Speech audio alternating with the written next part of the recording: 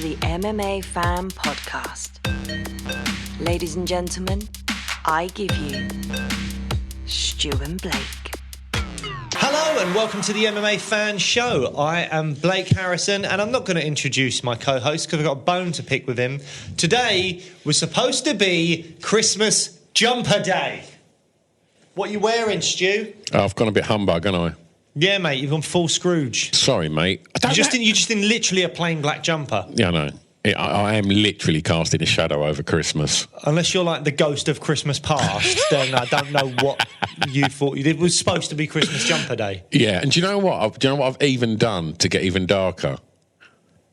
So I've got some Secret Santa stuff, right? I got stuff to put in my beard to make it look darker. Have you put it in? Yeah. Oh, I didn't even notice. Look so at I'm you. hoping, of all my 50 years of elderly looks, my beard is less grey than yours. Probably is, to be fair. Mine's all condensed around here as well. Yeah. It's all very white. Yeah. But mine's like, I think it's white. But I think it's a snowy white. Yeah, it suits a jumper, mate. Yeah, thanks Whereas very mine much. suits my general look of darkness. Yeah. Gloomy, bleak, holiday vibes down, the Queen Vic or whatever it is you're going for these days. Merry Christmas, everyone. Yay! All right, well, that's a weird start to the show. Right. We're here to talk about UFC 296. Oh, yes, we are. Firstly, how did you watch the card? I set my little alarm that didn't go off. Oh, Jesus. So it was a pay-per-view. So correct me if I'm wrong. With the old pay-per-view shenanigans, you can't just go and wake up at 7 a.m. and go, right, I'm going to watch it now. They put it on at certain times, don't they? Well, I recorded it. So I had some work to do Sunday. Otherwise, I was really looking forward to this card, so I would have stayed up late to watch it. Right. But because I had some work to do the next day and I couldn't be tired, I bought it on my TNT or whatever, and then set an alarm for 6. And I woke up at 6 in the morning, went downstairs, but I'd recorded the box office channel, so then I watched it from there. Can you do that? Yeah, you can, mate. So what was your problem and what did you end up doing? Well, that ruined Sunday for no reason. Yeah, it really did. No wonder you're all bleary-eyed and humbuggy and Scroogey. Oh, mate. I set my alarm and it didn't go off. I set it for 2, so I thought I'll try and catch the Garbrandt and then watch the main card because I know that on TNT I've recorded the prelims and I can watch Fight Pass on TNT. On Fight Pass, sorry. And... yeah, the alarm when it was going off, and I didn't even hear it because it was set to silent.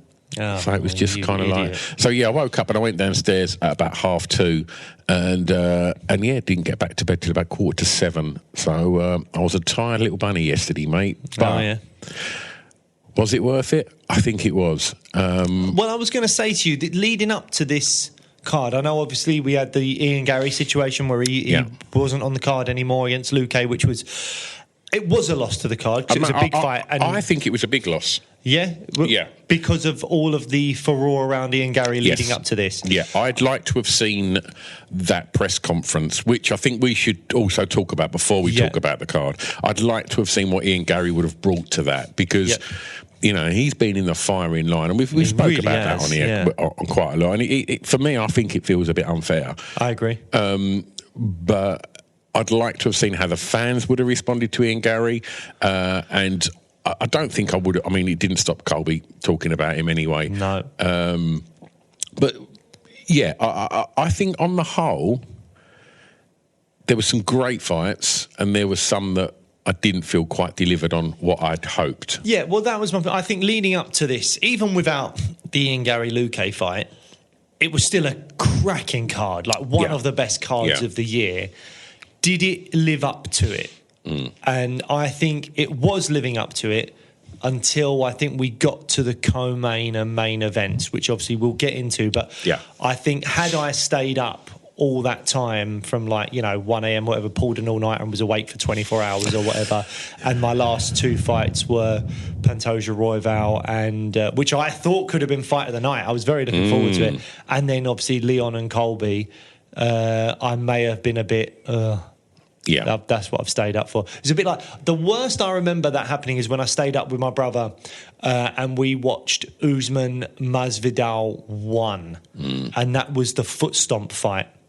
And I remember it being like 5 a.m. I was so tired. And I was like, do something. Yeah. Please keep me awake. These foot stomps are not doing it for me. So I was glad I didn't stay up late for the end of that card. But shall we get into Leon and Colby? Because as much as it wasn't the most entertaining fight, there was a lot, as we've just pulled up here, if you're watching it on YouTube, the press conference, there was a lot going into the fight, and the outcome was something I was very happy with, because the alternative would have been soul destroying had Colby won, I think. But how do you want to start? What do you want to talk about? What a absolute fucking bellend Colby Covington is. I mean, I've been calling this geezer a melt for as long as I can remember. Oh, the melt curse is gone. Yeah. You called Sean O'Malley a melt, Sean Strickland a melt, and we were really worried on our little MMA group chat with Pip and Brian Lacey. We were really worried that the melt curse was going to give Colby a belt, and thank God, the melt curse is no more. I mean, I just fuck that guy.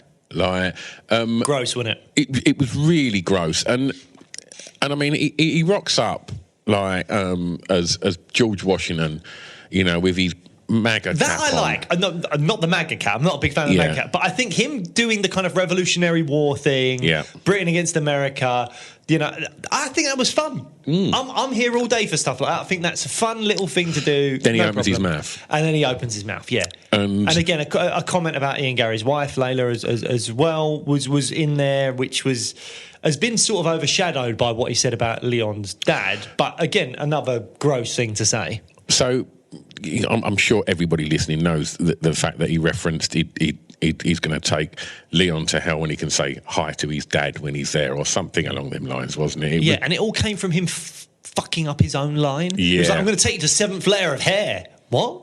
Yeah. 7th layer of hair?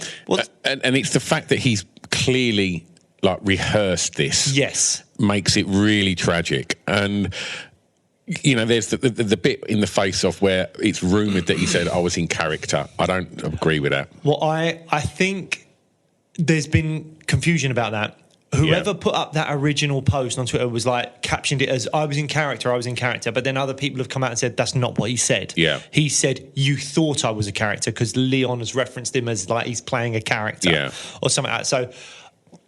I don't think he did say I was in character. If he did, that's worse. I mean, as I've likened him to Katie Hopkins at times, because I feel like with someone like Sean Strickland, I think he believes a lot of what he says. I don't agree with the vast majority that Sean Strickland says. Well, Sean Strickland hasn't got a brain. That's his problem. Well, I think Sean Strickland has probably been through an awful lot in his life, and we've only sort of scratched the surface of it, and there might have been a lot of abuse from his dad and all this kind of stuff. So Sean Strickland's got a lot going on, and that doesn't excuse him for saying some of the stuff that he says, but I can sort of sympathise to a point with like someone that's been quite damaged and is coming out with that kind of stuff. But when Colby, I think, doesn't even fully believe what he says, and he's basically doing what I refer to as a Katie Hopkins of like monetising hatred and like saying to Kamaru Usman some of the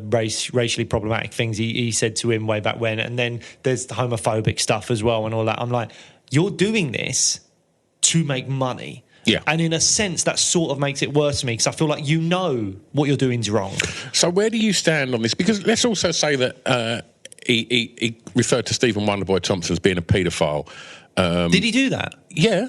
Yeah, so he said... I was in Disneyland right. when the press conference was happening. We had a lovely little Disneyland trip, my family, and I missed a lot of all this stuff. I caught up with it on socials and stuff. Oh, you know what? If you had to go to Disneyland with an MMA fighter, how much fun would it be going with Wonderboy? Oh, I'd love it. He'd want to get pictures with all the characters. Yeah, 100%. He'd be there with Donald and Mickey. Yeah, he'd love it. He'd be loving it. So Colby then was sitting next to Wonderboy, and I'll try and remember this as best as I can. He said something about this is a guy that drives around in a van with no windows, picking up kids and taking them to his dojo.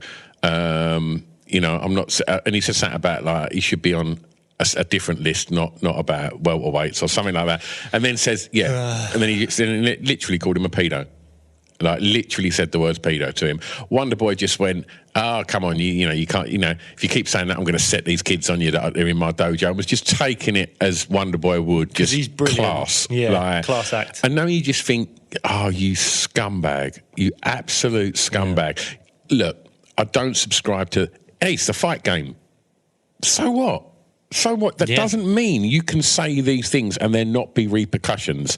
Like, I think that as a business, the UFC should hold people like that accountable for their actions and what they say. There should be repercussions on it. They should be pulled in and gone, look, what the fuck are you doing? You're a role model to aspiring kids and fighters and things like that. You're at the pinnacle of your professional game, and this is how you're talking. Like, it's fucking disgusting.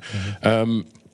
And then obviously making that comment to Leon, and then he dug out Ian Gary's wife. Didn't he literally say how many people he has fucked Ian Gary's wife? Yeah. I mean, come on, man. The guy's not even there to defend himself. And, like, I'd be interested. But also, it's not even about it. That's the other thing, is, like, I think what he's saying about Wonderboy is disgusting. And, I mean, I just beggars belief, really. But at least it's about Wonderboy. Then he's going after Leon's dead father, and he's going after, and a lot of people are doing it at the moment, going after Ian Gary's wife. She's a manager in the game, but she's not the fighter you're fighting. Stick to the fight. Don't bring in family. Even Dana, who has done some things that I really don't agree with, and I think are pretty terrible. Even he came out of the press conference and was like, that's sort of my line. I don't think you should be bringing family into it, but I'm not going to hold these fighters to account for what they say. No, but then in the next breath, that'd be promo. Well, he went on to say that, didn't he? He said, but when Leon said that, our pay-per-view numbers went up 25%. When Colby said that about Leon, our pay-per-view numbers went up 25%. So they must like it, because even though they're saying we don't like it, it's like, well, you're then telling other fighters, if you want the pay-per-view numbers to go up, this is what to do. Yeah. It was gross. It was grim. Before we move on to the fights, let's also talk about the exchanges between Tony and Paddy, because I don't suppose you've seen much of this. Again, I was on roller coasters and hugging Mickey Mouse, and and so it was again. That was like Paddy was being very refined and just kind of holding back and just doing his thing. And then the minute the mic went to Tony, he just went for him, and it was like, oh, okay. And then I think Paddy wore a bit of it, and then just in genius scar style, just called him a fucking sausage. But that is what I really love that about Paddy's insults. They're all food-based. He can't get food off his mind, can he? Like, when he is weight cutting, he is, like, calling people mushrooms and sausages. Yeah. It's like those old, like, Tom and Jerry cartoons where they're stuck on a desert island, and everyone he sees is turning into an item of food. Yeah. It's like a mushroom or a sausage, a chorizo, whatever it might be. All of Paddy's insults are food-based. I'm a big fan of that. I don't... I thought it was quite interesting, because I think, we're looking at Colby trying to get into Leon's head, and clearly he did. He threw the bottle at him, and you then start thinking, is this going to affect his performance? Is he going to be... I was massively worried about that. Yeah, and the same with Paddy. I think, and I'll tell you what, let's hold until we get onto that fight, because I think there was things that affected Paddy, and we'll talk about that. But should we actually talk about the actual fight between Leon and Colby? Yeah, for sure. I mean, I think that was a big part of it, was what Colby... It seemed like Leon was totally in control of everything that was going on in the lead up to this fight, until Colby made that horrible comment about his dad. And from that point on, I was thinking, is Leon going to go into this to try and really hurt Colby and get off the game plan and all that stuff? Now, credit to Leon, because as much as this was not the most interesting fight in the world, he showed, I think, an awful lot of intelligence and emotional control to be able to fight in the manner that he did and not get overly emotional and just fight a fight that he knew he was going to win. Now, where I think maybe Leon did let his emotions get the better of him were when he started to engage in the grappling and wrestling exchanges, because I think that was him going, I'm going to beat you at your own game now. Dominate you. I'm not going to just knock you out and go wild, because that leaves me open to something bad happening. And the last thing I want is to lose to you after you've said the comments that you've made.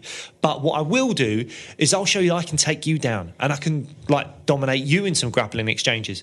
And don't get me wrong, Leon did well at times.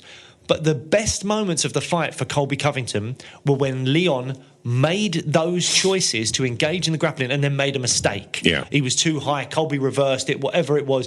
Round 5 in particular, he ended up on his back for the last 2.5 minutes a round or whatever it was. So those moments I was like, that was not the best choice for you. But maybe he felt, I'm dominating this so easily. I can do this. I don't know.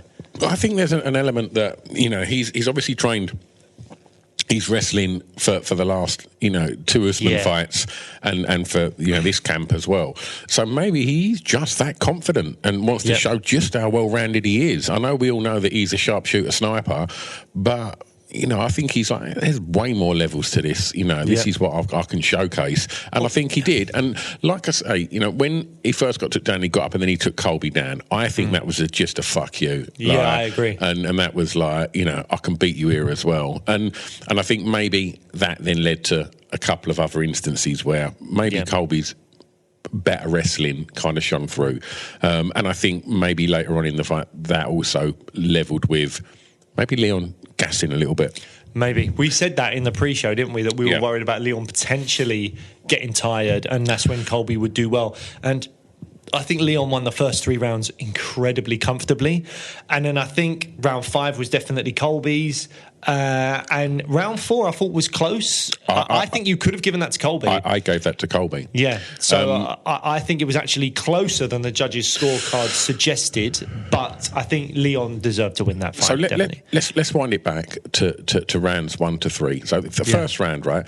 Let's look at this, because we're used to seeing lots of movement and speed from Colby Covington, and he looked like a shadow of himself. I was like, what the fuck's going on here? Like, Leon was completely controlling the octagon, and Colby just looked like he didn't know what to do. And I think Leon's speed was shocking him a bit. I think he was like, whoa, this guy's fast.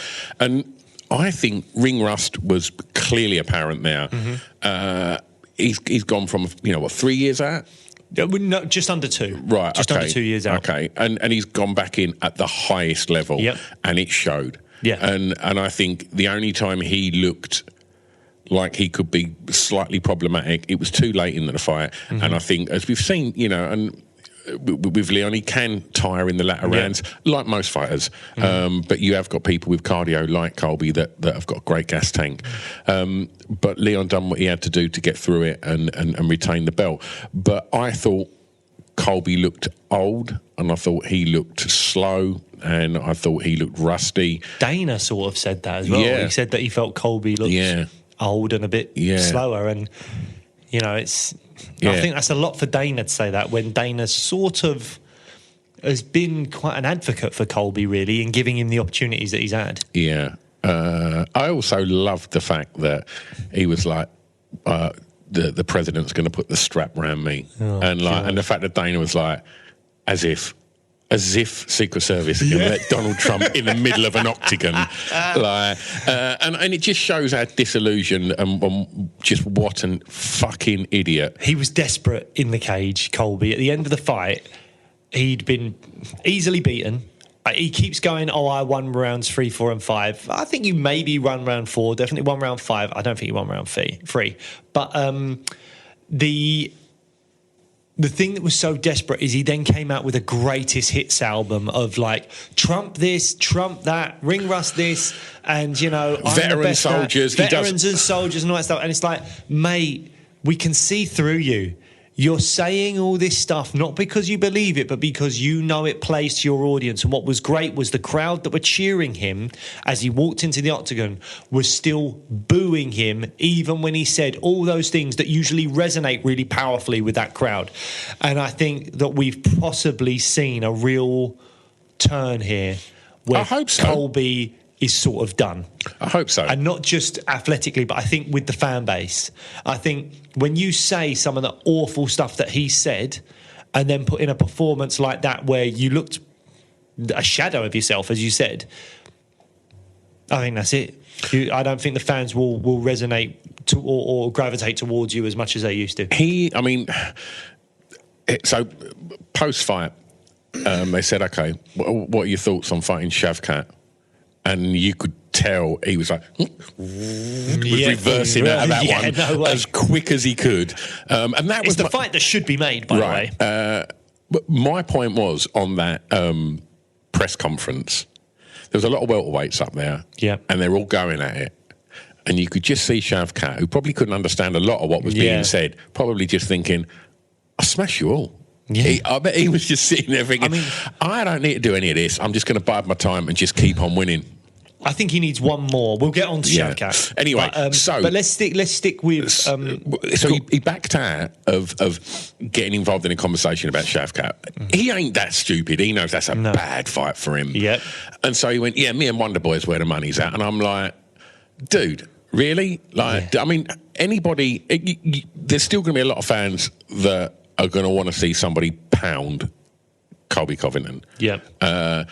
I don't know if Wonderboy is the guy to do that, and I think with Colby's wrestling, we'll get on to the flaws in Wonderboy's game. Unfortunately, they've been highlighted yet again, really, and I just think I don't. If people don't like you already because you're digging at Colby Covington, you then want to go after Wonderboy as well. It's like, how hated do you want to be? Maybe that's just what he's like. Well, that's where I'm at. I might as well in for a penny, in for a pound. Not to just be a grade A bastard. He's made a lot of money this weekend. Yeah, like and I guess all of that shit he said, like he's the one that's coming out of it at the end of the day. If you're not watching Leon, he's made even more money out of that idiot's gobshite ways. Yep, and so. What do you think's next for Leon? Because I've already seen that he's kind of dismissed Bilal.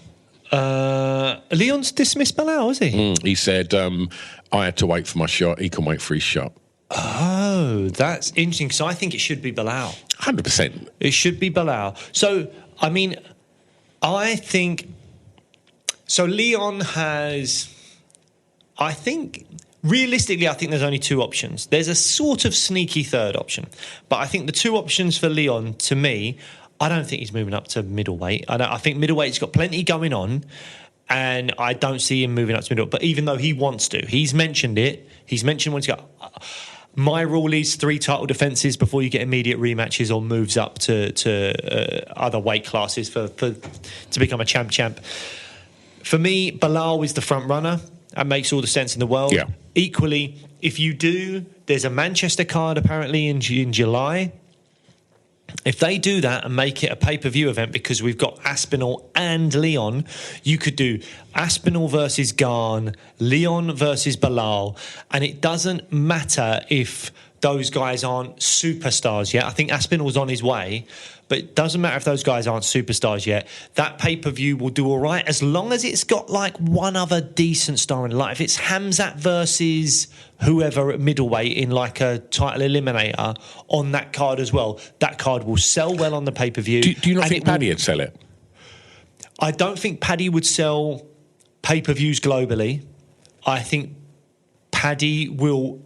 I think it would already sell out. With Leon and Aspinall, O2... Well, it wouldn't be O2, it'd be Manchester. I don't know how big this Manchester stadium is, but I think it's meant to be bigger than the O2. There'd be no problem selling it out with Leon and Aspinall. You throw Paddy in there as well, you're smashing it. But if you also, for the global pay-per-view audience, particularly the Americans, Paddy would probably do all right, but I think having like a Hamzat in there or something like that would really solidify it as a really good pay-per-view. That low on a card? Do you not think they'd utilise him in the headliner card? No, Hamzat's not a headliner yet. Well, I think, he can be a headliner, but UFC need belts to headline. That's their whole thing. Other than Hamzat versus Nate Diaz, and look what happened there, he doesn't headline pay-per-view events. Yeah. It's like, what was the one where he fought Usman?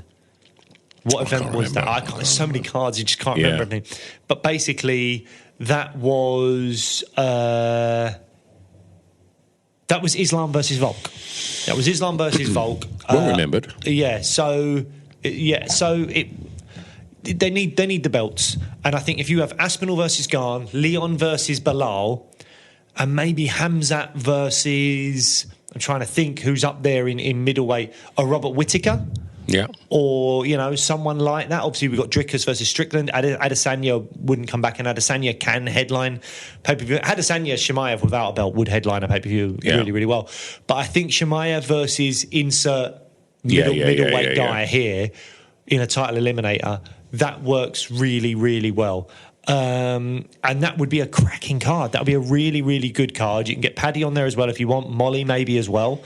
And then it's kind of like a Brit-based card, but also it's got a bit of global appeal. You can't have a Manchester card without Lerone Murphy. Well, obviously Lerone as well. I think he might have a fight lined up against like Dan Ige, does he? I think he has, yeah. Yeah, so I don't know when that is, but hopefully it'd be good to turn around again for July. So that's kind of my thing. So I think Bilal makes sense. The other option for Leon is Shavkat, and I think stay away from that if you can. If you want to just keep defending the belt, you've got to run into Shavkat at some point, but why not make the next fight Bilal and then Shavkat? Because Shavkat is hardcore fans love him. He's not got casual appeal. Bilal also not got casual appeal, but I think he's winnable. There's a storyline there with the eye poke, and Bilal will sell the fight. Shavkat, I think, will sit there, put on a nice furry hat and just look like a beast. Bilal will sell the fight. And I think that could be a bit more interesting. Yeah. So I think go down the Bilal route. But the other alternative is Islam Makhachev stepping up to welterweight. I don't want to see it. I think Islam has got work to do at lightweight. I want him to fight He's come Gaethje. out and said last night he was saying he should be next. Yeah. He wants it. I disagree, but if that were to happen, then Leon probably would love that, because again, that will sell the most pay-per-views. Him versus Makhachev, and he would probably back himself against Makhachev. He's been fighting wrestlers for ages. Makhachev's lighter than the wrestlers he's been fighting. He'd probably back himself to keep it on the feet and do well. I think it'd be a really interesting fight, but I just think Makhachev's got business at lightweight and Leon's got business at welterweight. Let's just keep these divisions rolling along. We don't need any champ versus champ fights yet. I agree. Shall we? Royval Pantoja? Royval Pantoja. Well, I'm sorry to anyone that was listening to me thinking this was going to be fight of the night, because that's what I thought it might be. It was not that. I think Pantoja just realised really, really quickly the easiest path to victory here is for me to take him down. And he did that throughout the majority of the fight, and he did it really, really well. When you watch their first fight, it was incredible. Go back and watch Royval Pantoja 1. Phenomenal fight, great scrambles. It made me think of Royval's ground game as better than maybe what it is. Yeah. And that's where I kind of fell short with my prediction of it being a potential fight of the night. But I think Pantoja just controlled it, did really, really well. Round 5 was Royval's...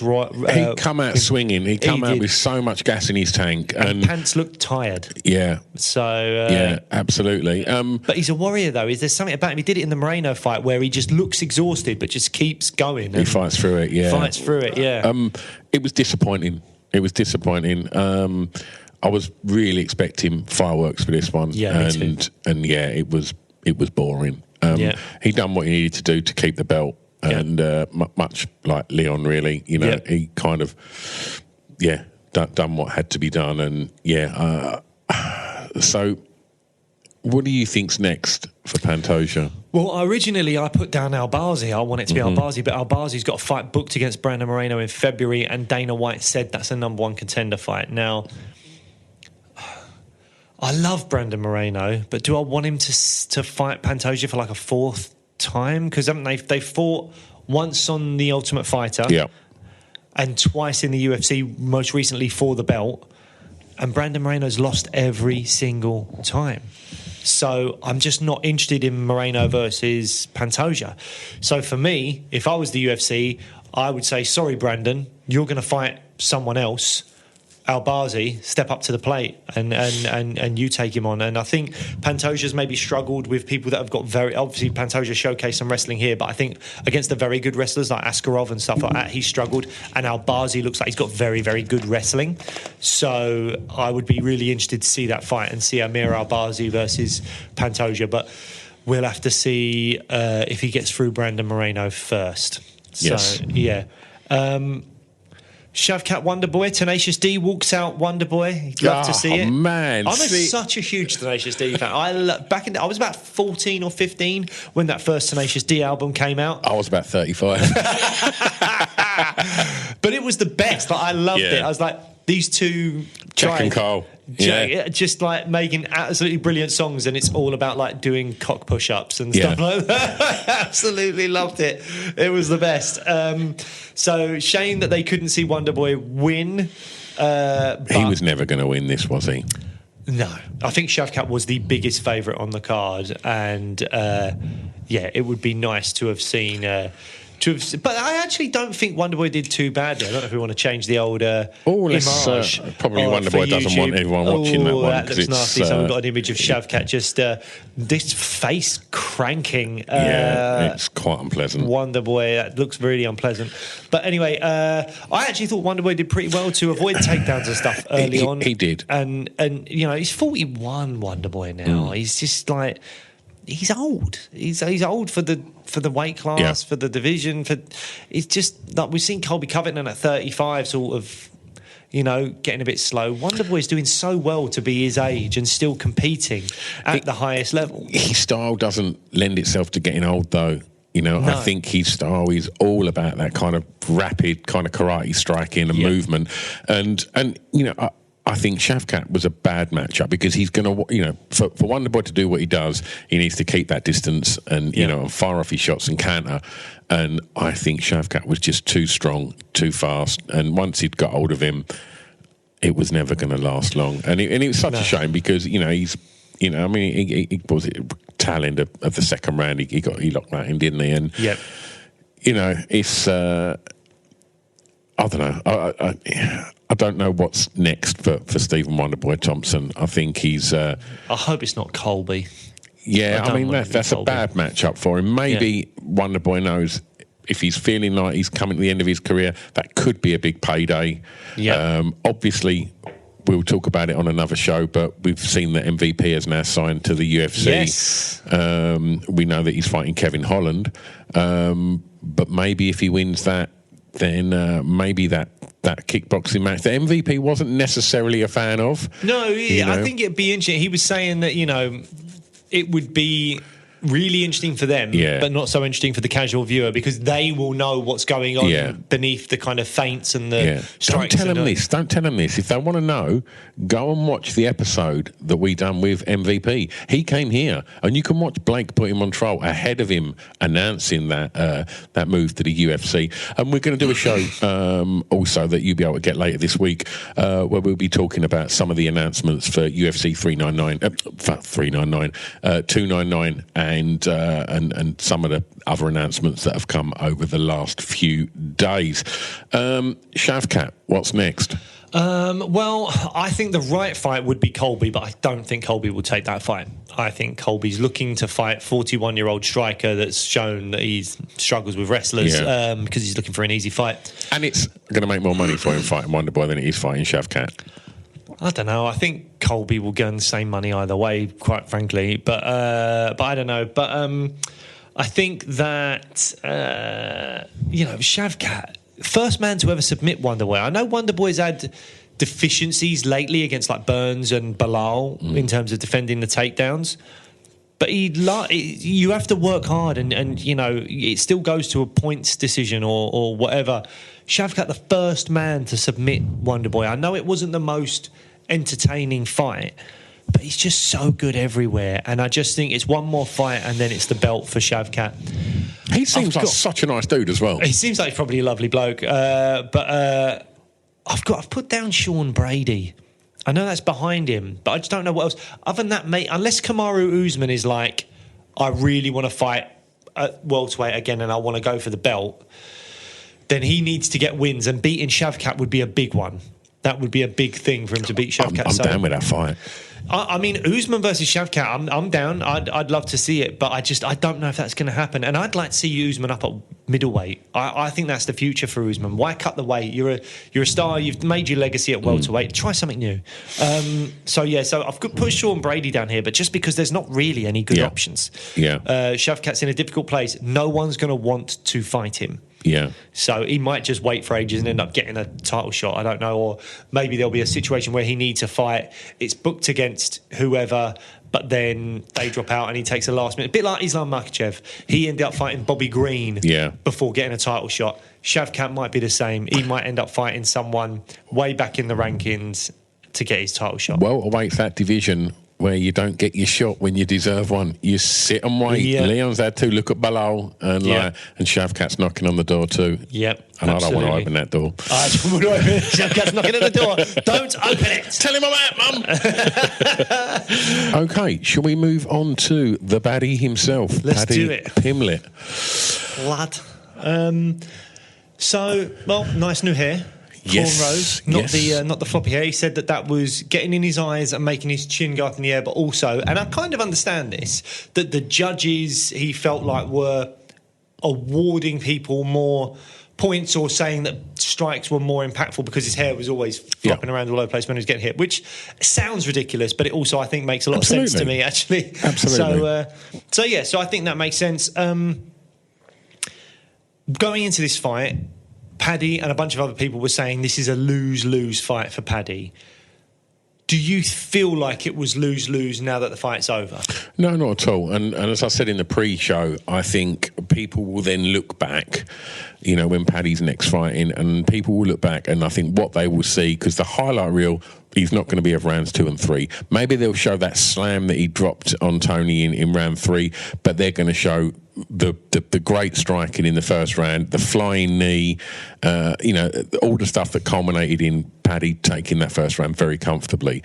So I think that will be the story that comes out of this in months to come when they're starting to hype his next fight. I think it's erased the Jared Gordon thing. I really do. And I think, he's got a win over Tony Ferguson.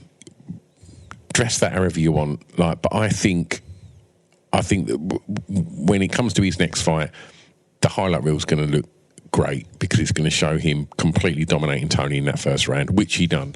And then I think I don't know if I totally agree with you. Really?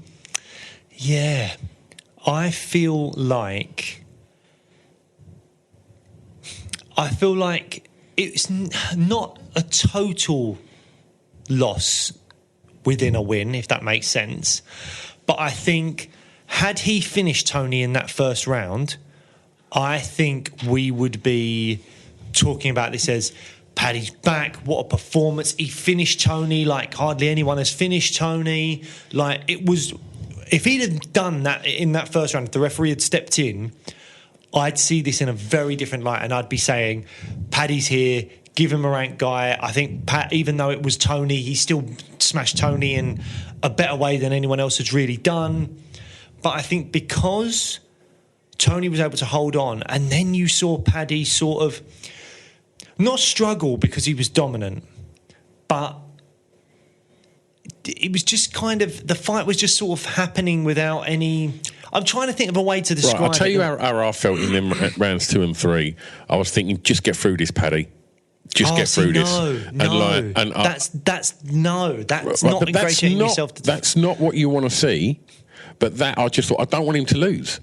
And I was just like, keep him there, and it made for rounds 2 and 3 to be quite uneventful. But Paddy was the first to come out and say, I blew my load in the first round. Yes, and I understand that, and and the fact that he's kind of making jokes about it makes me go, well, he'll fix that hopefully going forward. He'll maybe either be more patient. What should he have done when he's blown out of his arse and he's...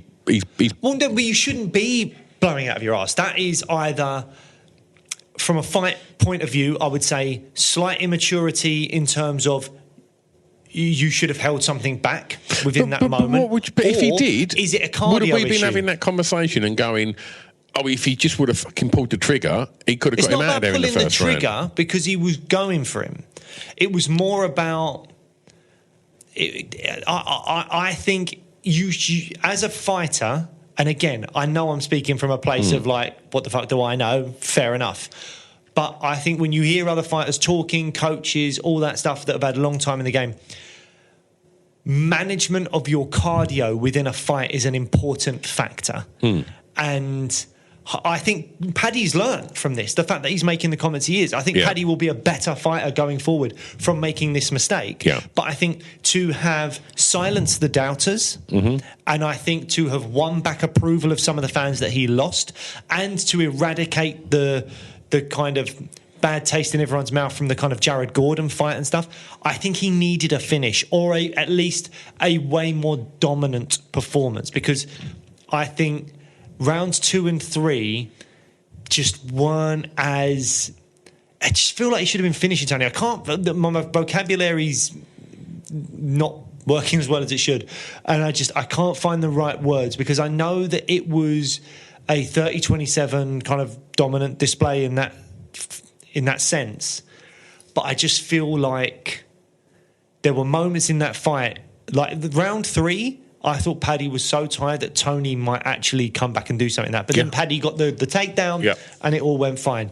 It felt like Paddy was at times in slight survival mode. 100%. You shouldn't be in survival mode against this Tony Ferguson. I just don't think... I think if you're a top guy that could fight for a belt one day, or is a top 10 guy or whatever, being in survival mode against Tony Ferguson is not a good look. This Tony Ferguson. Okay. And so that's where I think actually the luster and the excitement around the Paddy performance, what he had in round 1, didn't carry through to the end of the fight. And I don't think people are going to be coming away from it going, whoa, Paddy, and can't wait for his next fight. And all that. I don't think that's there. Like it could have been. I don't think anybody's ever gone, Paddy's the best in the world, Paddy's going to be a world champion. I don't think many people have ever come out and said that. I think Paddy's young, and I think he's a good, he's been... I think this was a big fight for him. And, it was. And I think he's got through it, and he did look good in the opening round, and he done what he needed to do in the 2 latter rounds to secure a win over Tony Ferguson.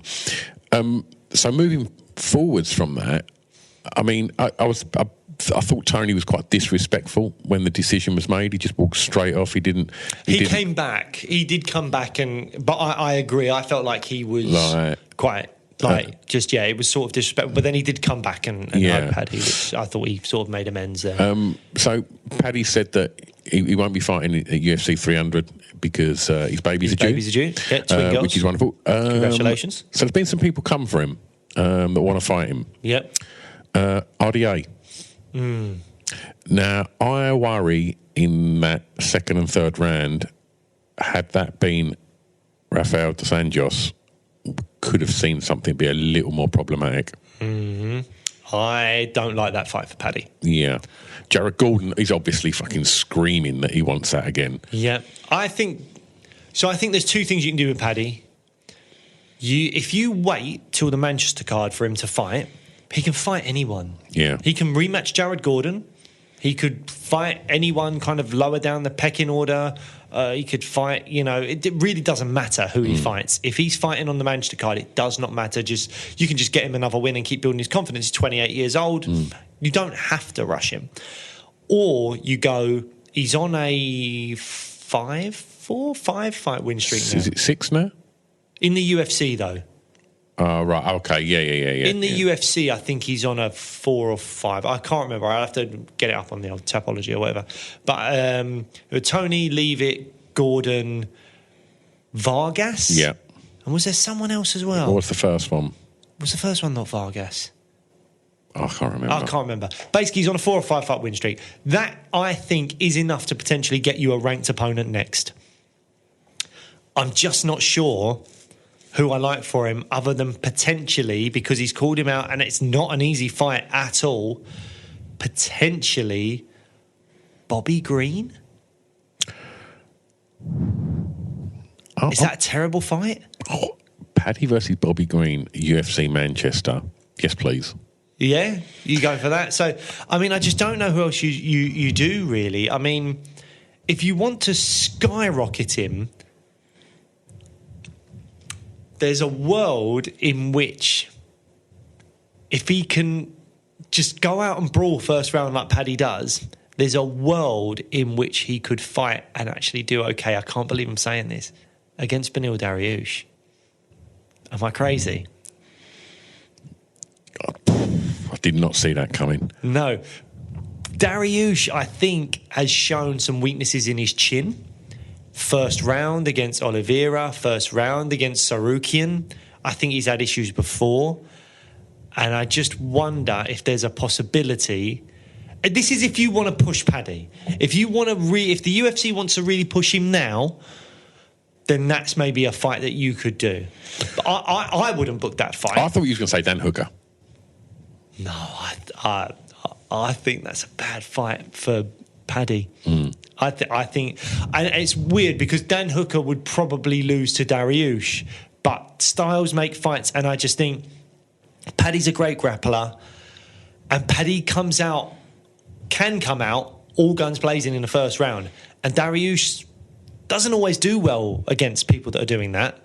So I think you're giving Dariush a bad rap there. Look, Dariush is. I thought he was one of the best matchups for Makhachev. I'm a huge Dariush fan. I think he's a fantastic fighter. I'm trying to think, what do the UFC do with the guy they want to make a superstar? Because if you keep giving him small incremental kind of leaps up in quality, and then all of a sudden he's up against a Dan Hooker, a Fiziev, a Jalen Turner, or whatever, a Rafael dos Anjos, I think he could be in trouble. Paddy sounded like he was well comfortable with fighting RDA. You know, he was like, if you want me... RDA does have a fight booked as well, I think. Because even Paddy was like, why is he calling me out then? Yeah. Like, if he's got a fight booked. So, I don't know. Paddy's an interesting one. I think he's a hard one to book for because we've seen him struggle but beat guys that are outside of the top 15. Yeah. So when you start putting him in the top 15 and top 10, it gets tricky if you want to see him win and if you're the UFC wanting to make a star out of him. And he's already a star, but just make him a superstar, whatever. Well, it's interesting to know what he'd want. Because, I think he knows his capabilities. And, like, you know, he's clearly a smart... You know, he's got a business mind on him because he's made a lot of money and he's very good at marketing himself. And I think there'll be no shortage of ranked opponents that would take that fight in a heartbeat to make, you know, because it's a lot of eyes on you. Even like, and again, that's someone that, like, a lot of people don't want to fight backwards in the ranking. People will fight backwards in the rankings to fight Paddy. Yeah. Because he's a big star. People get eyeballs on that fight. But also, from what he's shown, he looks beatable. Yeah. What other fight could RDA want where he's going to get that many eyes on him? There isn't one. I mean, I'm just going through the lightweight rankings now. If you want him to fight a ranked opponent, you've got Islam the champ, Oliveira, Gaethje, Poirier, Sarukian, Chandler, Gamrot. I don't see him doing well against any of those fighters. At the moment, he's young. But I'm just saying. If you're trying to book him now, you're trying to book him for after April, after his kids are born. He should not be getting them kind of fights anyway. No. It's too soon.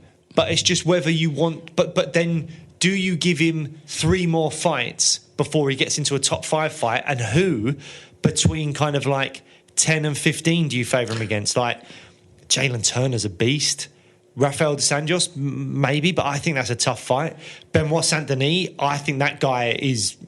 going to the moon. I think Benoit Saint-Denis is a really good fighter. Leave that Renato Moicano, Moicano's good.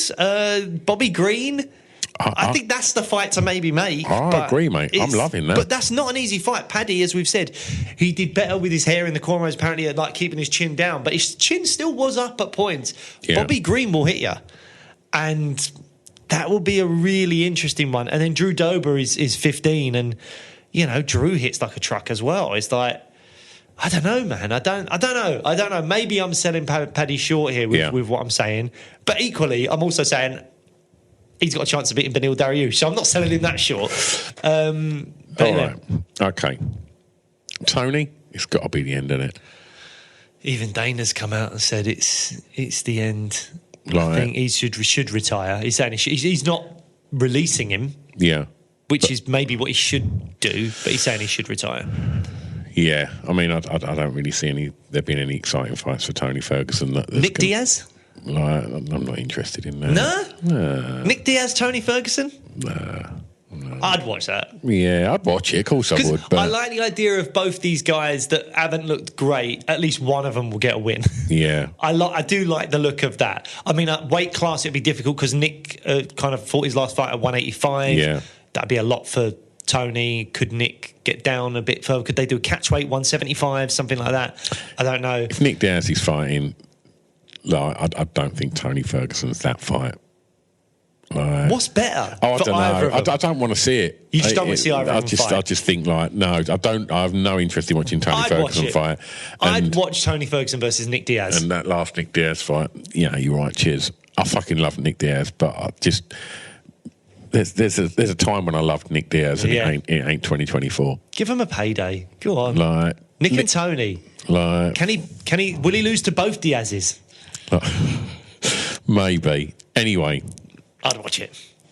Let's move on to one of the scariest knockouts I have ever seen. Yeah. Josh Emmett, former guest of the show. What a lovely man. Emmett, lovely man. Don't meet him in the octagon. Jesus Christ on a bike. That was unreal. I mean, Bryce Mitchell stepped in on 2 weeks' notice. Yeah, I mean, look. Can I say something? Go on. I'm going to shock you. I like Bryce Mitchell. What? I've decided I like Bryce Mitchell. Go on. Why? Since he's found the baby Jesus, he seems to be all right. What do you mean? Well, I'm not interested in the thing about him praying for people. He was praying and wanted to fight Satan, and he still loves his guns and stuff, doesn't he? But in all the lead up to this and all the post stuff, I just thought he's just being really nice to everyone. And I quite like it. Oh, well, do you know what? Again, I was away, so I didn't see a lot of the stuff leading up to this. There wasn't loads of redneck shit. He was just being quite nice. Okay, well, good.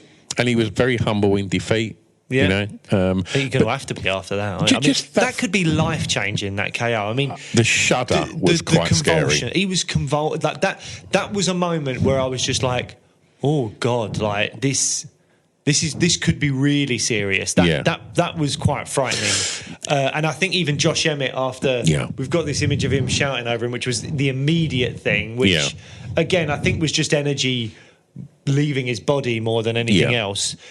Whilst Bryce Mitchell's soul was leaving his. Yeah, Jesus Christ. But then as you saw Josh Emmett sort of get on his knees and just look over him, I think even he looked concerned. Well, he said that he's knocked a lot of people out, and he said that it's never nice. He said, but ultimately, if someone's going to get knocked out, I don't want it to be me. Yeah, but he said, obviously, he doesn't.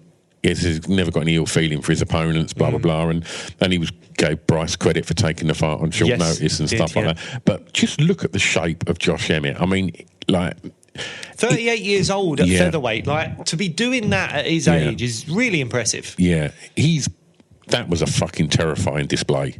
It really was. Anyone that's thinking about fighting Josh Emmett would look at that and go, "No, you're all right, cheers." Well, on that note, what do you think could be next for Josh Emmett? Not too sure. What are you thinking? You've got something, ain't you? Well, maybe. I think maybe I'm going a bit crazy. So you've got Ortega's fighting Yair. If I don't want to see Yair or Emmett again, that makes no sense. Mm-hmm. But if Ortega loses, that could make a lot of sense. You could rebook the Giga Chikadze fight if you wanted to, but I think after a performance like that from Josh Emmett, give him something more fun. Give him something good. And I tell you who doesn't have a fight booked? Max Holloway. What do you think? Your eyes haven't lit up. I don't think Max would take it. I think Max just needs to fight, doesn't he? Like, Max needs to just keep winning until Volk is no longer the champion. I mean, don't get me wrong, I'd love to see Max go up to lightweight, but he's still not done that. So Max needs to fight. Who is there that Max hasn't already fought that makes sense in that division? I mean, it's a great shout. And after Topuria done a number on Josh, it was great to see him come back and literally just pay that back in even more devastating fashion. But Max has fought Yair, Max has fought Ortega, Max has fought Allen. It's the fight. It's the only fight that's left. It's the only fight. So it just makes sense. And after that, you can go, oh, could this be... Like, again, it's not necessarily title implications or anything like that, but Max needs to fight. Yeah. Emmett's coming off a fantastic win there. Rather than going, oh, Emmett versus Giga Chikadze or Emmett versus, Edson Barbosa or whatever, which fine fights. But I just think, let's go, can Emmett, with his power, be the one guy to finally knock out Max Holloway, who's got a granite chin? Or will Holloway put on a performance that could make you go, wow, he's still got it. He's still the second best in the division. Oh, wait, maybe Topuria beats Volk, and then Max goes straight into a title shot. No questions asked. That's the way to do it. That's the fight I would make. I can't argue with it. Okay, well, you seemed like you were going to argue in it when I first mentioned it. No, I didn't think Max would take it, but when you actually sort of break it down and look at what's left... Yeah. That's it. Max has just done... It's mad. He's cleared out the division without being the champ at the moment. So it is mad. Menafield, Jacoby... I just want to say that if you watch that, and it looked absolute... you was terrified of the human being that was Josh Emmett. Go and listen or watch our chat with Josh, because he was one of the loveliest people, wasn't he? He was so nice and nice got guy. through some adversity as well. Gone through some adversity. I think he saved a man's life once as well. Yep. Like someone's getting beat up on the street, he saved their life or something like that. Really lovely bloke, really nice chat. And has absolute dynamite. Yeah, in just that don't fuck right with him. hand. Just do not mess with him. But yeah, was a really lovely chat. So go and check out the episode with Josh Emmett. Absolutely. Other than that, I mean, what do you want to talk about? You've got your little pictures up here. Yeah, let's go back to that one. If you're watching on YouTube, of, you've got some pictures to view if you're listening to some podcasts. Kelleher. Garbrandt Kelleher. Jesus. I mean, we all know that he's got dynamite in his hands, Cody. And I guess... I think the last time we saw him out, he got the win, didn't he? I can't recall who it was against, but he got the win. But he looked like he was fighting a little bit gingerly. He looked like he was worried about getting a little bit too involved because of what had happened to him in previous fights. I think this fight will kind of throw him back in the mix of things. I think it was a fantastic win. His speed looked good. He's got a new camp. I don't think he's at Alpha Male anymore, is he? No, I don't think so. No, he's got a new camp now, and obviously he looked terrifying, nearly as terrifying as Kelleher's haircut. I mean, what was going on with that? That was like, that's not even a mullet, is it? Because a mullet is like business at the front, party at the back. This was like party at the back. Just no front, it's just no a party. business. It's just a party. Yeah, it's just party all the time. I don't want to go to that party. That's a party you ain't walking away from, mate.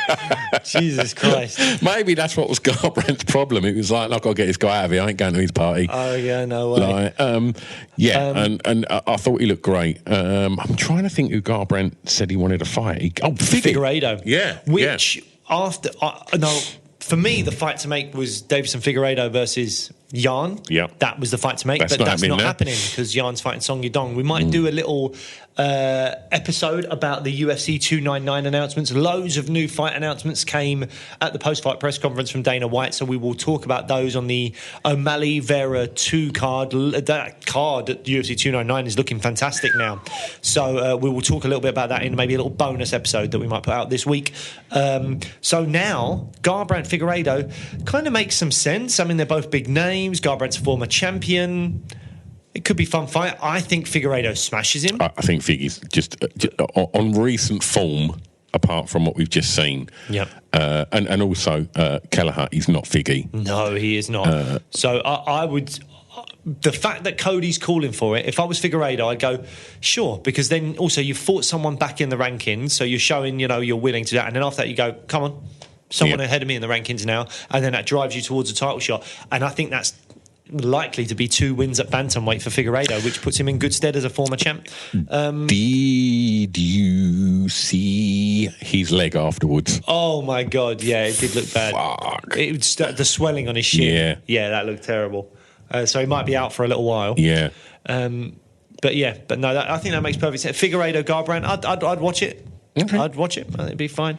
I think we have to talk. I mean, Menafield versus Jacoby was just it was power versus technique, wasn't it? That fight, and Menifield's power would just smashed Jacoby's technique. Yeah.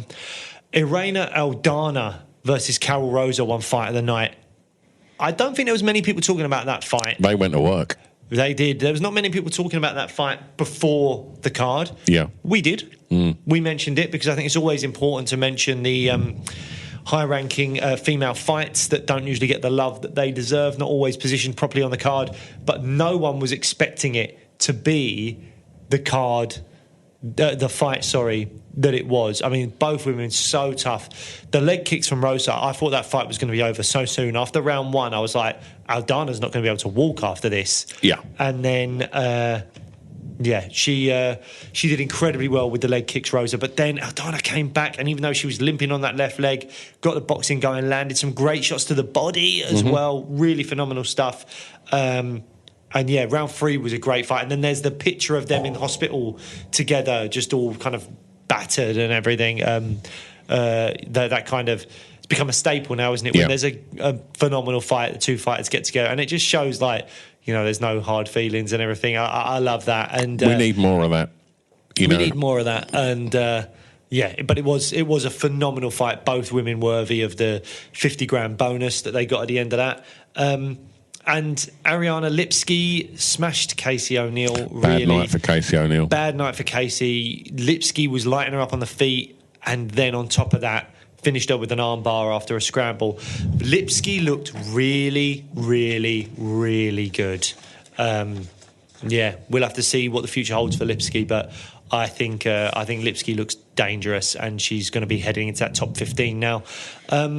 Anything else that we want to talk about? There were some Fight Pass prelims. Let's shout out Andre Philly. Yes. Fantastic KO in the first round against Lucas Almeida. Almeida refusing to shake his hand in the stare downs. Andre Philly come out being very nice, as when we saw him in the media stuff in UFC London ahead of his fight with Nathaniel. He seemed like such a nice dude. He's so nice. We asked him a question, didn't he? Like, really, really lovely guy. He seemed, Andre Philly, and had he not been fighting Nathaniel Wood, I probably would have wanted to win that fight. But obviously, we back Nathaniel. Absolutely. He literally refused to shake his hand, and Philly looked a little bit disappointed in it, but he done his talking in the octagon and starched him. Absolutely. Right, I think we're done. Yeah, we can be done. Okay, well, look, if you're watching this, thanks ever so much for watching us. Please click that little subscribe button. Why not go and watch some of the previous interviews?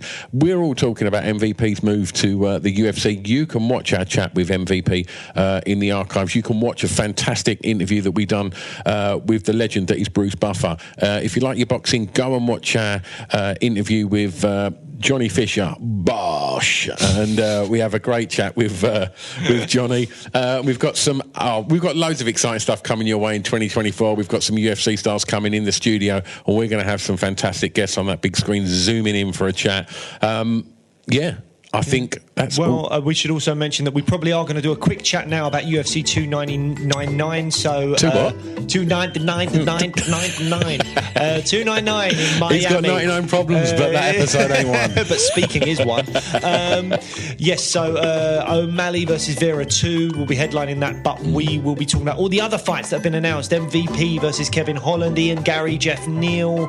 There's a bunch of other ones on there. I'm forgetting Yarn, Song Yadong. So we're going to have a little chat about those in a bit as well. So a little bonus episode coming your way, and then we've got some fan question episodes coming your way at the end of this week maybe.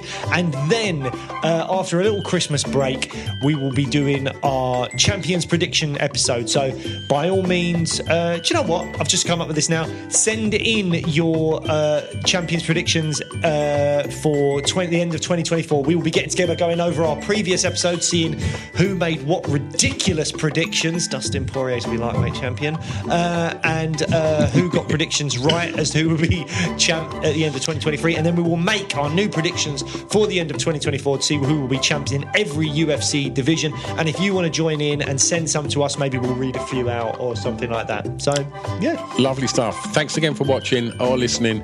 We're going to wrap this one up, and then we can have start the new episode, and we can talk about your dong. It's massive.